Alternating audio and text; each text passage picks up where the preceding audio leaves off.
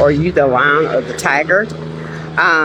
One thing we do know about tigers, they are very patient. They are short-tempered. They are calm, but they're rebellious. They are free spirit, and they are noble. They are fearsome.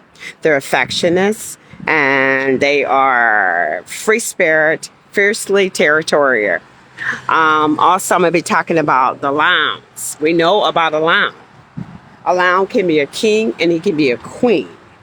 The lion is known as the king of the jungle. The lion is also very protected of his females and his cubs. So we're going to be talking about who is the real you? Is the real you made up of fake ideals, or trying to protect, or trying to be someone that you're not? Well, I found out who the real you was for me is when I began to explore on the real me. Back in the past, I have always tried to pretend to be someone else. It was my upbringing. And I think the pandemic, it really helped me to define who is the real LaRonda? Who is she? And so she knows who she is. She knows her worth. She knows that she's powerful. She knows that she has moments where she's powerless, but through it all, she knows who the real you is. So when you define who the real you is, then you can define who you are. And so we're going to be talking about that this morning, learning the real you. The real you is always sometimes wrapped up in what other people think of you, what they project of you. My ethnicity is just something that I was born into. But the real you is going deeper than your fears, than your inadequacy, than your everything. So the real you is finding out who you are. And I want to ask the question this morning, who is the real you? Do you really know who the real you is? The real you've come from a lot of growth. It comes from a lot of learning experience. It comes from a lot of trials, tests, just from everything. So when you defined who the real you is, you're finding who you are. Who you are is knowing who the real you are. The real you as a woman, we come into womanhood. Sometimes the real you doesn't come into you in your 50s and your 60s. Because when you come into the real you, when you're in your 50s and 60s, you have went through so many pains, you have went through so many trials, you have went through so much rejection, you have went through so many broken hearted. When you are trying to define who the real you is. The real you, I have been through a lot of pain in my past years. I have experienced deaths since I was 8 years old. So when you define who the real you is, you get to learn who you are. So let's go back to the lion. The lion can be a king and a queen. And you may ask me, why do you think a lion can be a king? You know, the lion is a king because he's very protected of his females as well as his males. And I'm talking about who he is involved. Now, one thing I can tell you, that the lion instinct can be aggressive time, and he runs the Peryland, he runs the wastelands, he runs the forest, and he controls that forest. And if he see a prey that he thinks is going to come even close to his females or his males that he's in charge of, he will do something. He is not one of the largest cats. The tiger is the fourth largest cat in the cat family. And I can remember the tiger, I know about the lion, I know about the panther, and I think it's one more. But these are animals that are part of it. And so are you a tiger? Are you a tiger versus a lion? A tiger instinct can be one of patient nature, what I was saying. And so as we began to explore on who the real you is, the real you goes farther. It goes so much farther. And one thing about a lion, he can be a queen because he's strong in his social dynamics. And he roars at night, and the sound of his roaring can go to 8 kilometers. So that is very loud, a long range where the lion goes. So the lion is the king of the jungle. We already know that. But also he's the queen. He is a queen as well. And some of you may ask me why you think a lion is a queen. Because a lion, he goes in his prides. So that's why he is a queen. So all of these things to learn about the lion, the king of the jungle. Also, the tiger is much noble. And the lion is the king because he's always on guard. He's protecting, just like a king. And the king is over his throne. When the king is over his throne, he's always protecting the throne. In other countries, they have a king that rules, like in England.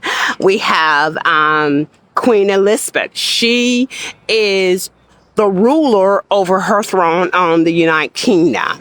But in the United States, we have President Joe Biden to be the ruler of the United States. So every country has someone that's have ruler over authority over.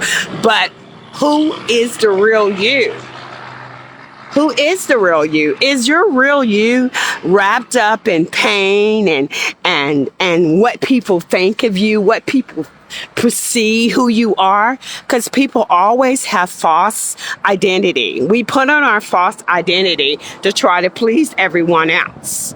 And we want everyone to step us at a level, but people just look at you and they stare at you, but they don't really know who the real you is. So my question this morning, I'm asking you, who is the real you? Do you know who the real you is? Or are you afraid for the real you to come out because it might give you some inadequacy or some fearsome moods, and you don't know how to. So people, when they really find out who the real you is, they really don't really know who they are. So this topic is about the tigers and the lions. And I think we all have some tigers in us. And I think we all have some lions in us. And we have to really focus who we are. We know who we have lions and we have tigers in us. So I'm just looking and I'm enjoying the day because, every time I think of a plane flying over me, I think of elevations and I think of growth. And I say, when you find out the real you, you go through a growth spur. Real you dig into something so much deeper. And so you find out, who am I? When you're trying to examine the real you, my question to you is, who am I? Not what people have labeled me to be, but who am I? So defining the real you is knowing, who am I? Who am I? It took me a long time to come to that, to know, who am I? Who is the real LaRonda? Who is she? If I don't know, no one else would know. So that is something that we have to deal with when we're talking about examining the real you. The real you, it comes with lots of things. The real you, we explore on a lot of things. And I was so ashamed of myself. I was ashamed of who I was for many years. And I think we put on a label, we put on a personification. And someone told me one time, never be ashamed of who you are. Never stoop down to a level to please everyone else. And when I got into that, I began to love me. And when I began to love me, everyone else will too. So because I have all my degrees, sometimes we want people to accept us. And sometimes people don't have what we have, and we try to self-blame ourselves, but never self-blame yourself for someone else. Always love the real you. The real you is not part of a social club or social dynamics. The real you goes farther than that. The real you is going through the clutter. The real you, when you wake up in the morning with no makeup on, you're not pretending. That's the real you, because you're not waking up to try to please someone or try to make someone like you. You're getting up in the morning and you're looking in the mirror and you're saying, I am beautiful despite what others think of me. You may have bad breath when you wake up in the morning. That is the real you. So how many of us can identify who the real you is? The real you is waking up in the morning and you're looking at yourself and you're saying to yourself, I don't have no makeup on, I have bad breath, and I love me for who I am. And when you can get to that place that you love you for who you are, that is identifying who the real you is. The real you comes up with so many things. When you put off the old person and you begin to accept the real you, you're not worried about what others think of you. You're not worried. And I told someone the other day, and I said, people don't realize you always want your family to accept you. You always want your family to respect you. I think we put ourselves up so high because we want our family to love us.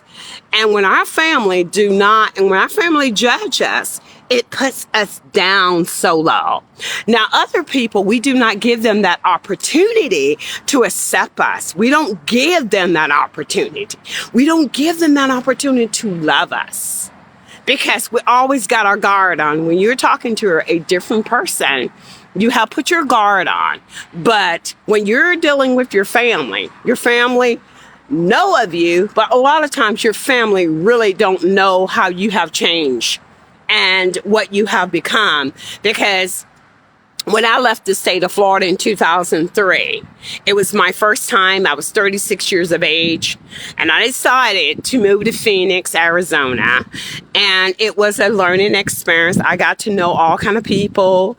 I got to meet some Iranians. I got to meet some all kind of different people. I got to meet people that I was not seeing in the state that I was in. Now, Florida is a melting pot, but when you go to other states and you go to other countries, you learn different things. But one thing I can say about Florida is that it's hospitable, but when you go to other states, sometimes they're not as warm and receptible to you. But still, I developed who the real you was. I didn't have to fake anymore. I didn't have to put on this personification that I was healed. I could just be me. I could just let people know how I felt. I could let them know who the real you was. When I moved to Denver, Colorado, I began to explore on the real you. I didn't need no one to not accept me. But when I went to Denver and I went to Phoenix, people began to accept me for who I was. I didn't have to pretend. And sometimes people, I know in my own race sometimes, the way I talk, they want you to talk the way they talk.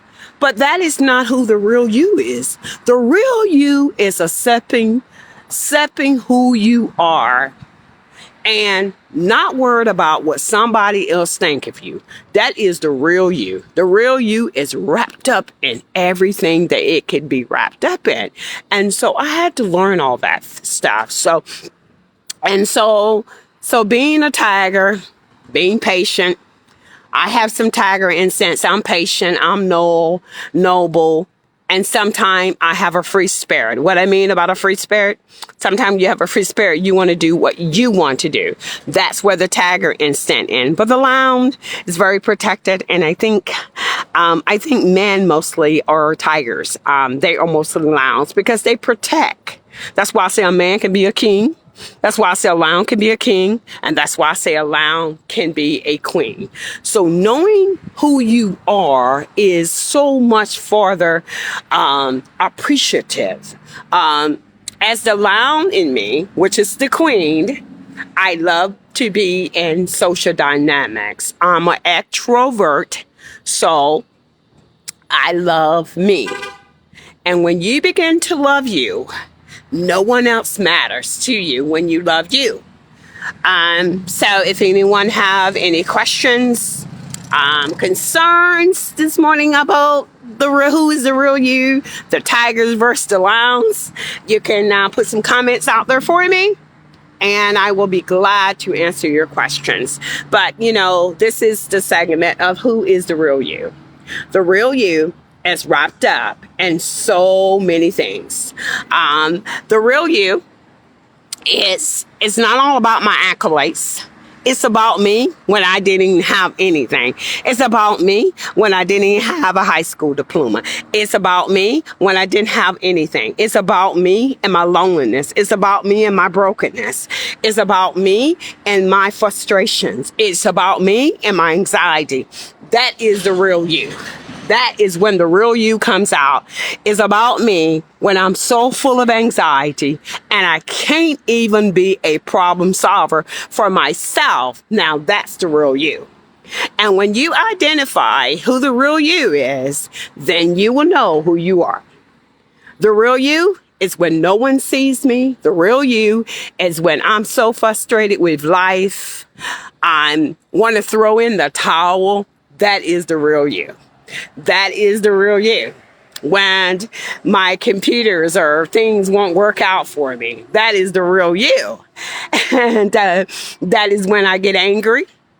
I do get angry sometimes. That's the real you. That's not trying to pretend to be like I'm all macho, that I got it together person.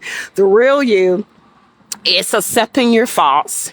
The real you is accepting your failures. The real you is knowing who you are and you're mastering every dilemma in your life. That is the real you. That is who you are.